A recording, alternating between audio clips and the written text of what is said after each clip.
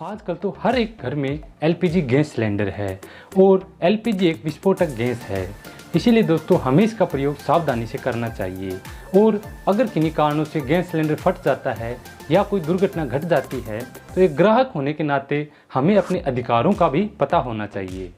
LPG cylinder जो कि एक विस्फोटक पदार्थ है, जब हम उसको डिस्ट्रीब्यूटर से खरीदते हैं तो क्या उसके साथ में एक्सीडेंटल क्लेम भी मिलता है?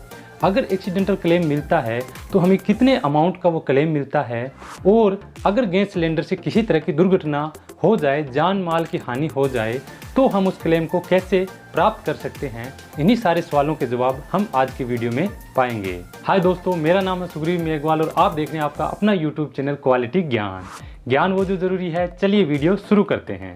एक ग्राहक होने के नाते हमें यह सुनिश्चित कर लेना चाहिए कि जब हम गैस सिलेंडर की डिलीवरी लेने जाते हैं तो सिलेंडर लीकेज प्रूफ और सुरक्षित हो, और डिस्ट्रीब्यूटर को भी इस चीज़ का विशेष ध्यान रखना चाहिए कि जो सिलेंडर ग्राहक को डिलीवर किया जा रहा है वो बिल्कुल सही हो, और कंपनी को ये सुनिश्चित कर लेना चाहिए कि वो सेफ़ है।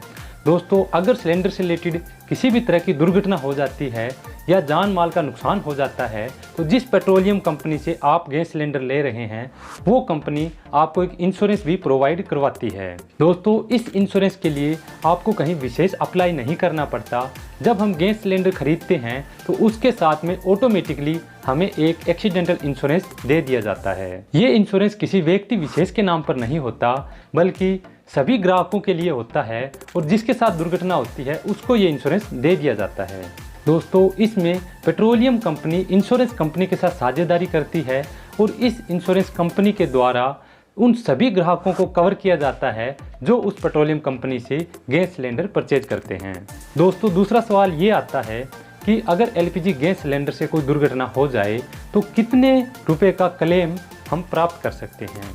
दोस्तों, ये क्लेम 5 लाख से लेकर 50 लाख रुपए तक का होता है। वो दुर्घटना के ऊपर डिपेंड करता है कि किस तरह की दुर्घटना हुई है।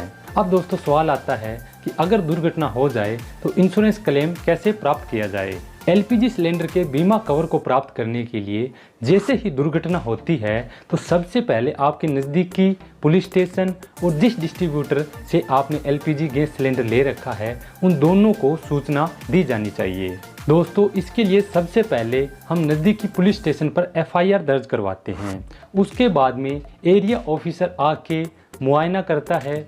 उसके बाद में ये केस बीमा कंपनी को दे दिया जाता है, जिस बीमा कंपनी के पास पेट्रोलियम कंपनी जिसका हमने सिलेंडर लिया है उसके साथ उनका टाई अप है। वो बीमा कंपनी के ऑफिसर इस फाइल को क्लेम करवाते हैं। इसके लिए ग्राहक को सीधे बीमा कंपनी के पास आवेदन करने की ज़रूरत नहीं है। आपका एलपीजी डिस्ट्रीब्यूटर आपकी तरफ से इसको आवेदन करता है। दोस्तों, इसमें कुछ बेसिक डॉक्यूमेंट लगाने होते हैं। उसमें एफआईआर की कॉपी रहती है या जितने माल का नुकसान हुआ है उसकी डिटेल, और अगर किसी को चोट आई है जो इलाज चला है उसका बिल, अगर किसी की जान का नुकसान हुआ है तो उसमें डेथ सर्टिफिकेट जैसे डॉक्यूमेंट ग्राहक दे सकता है।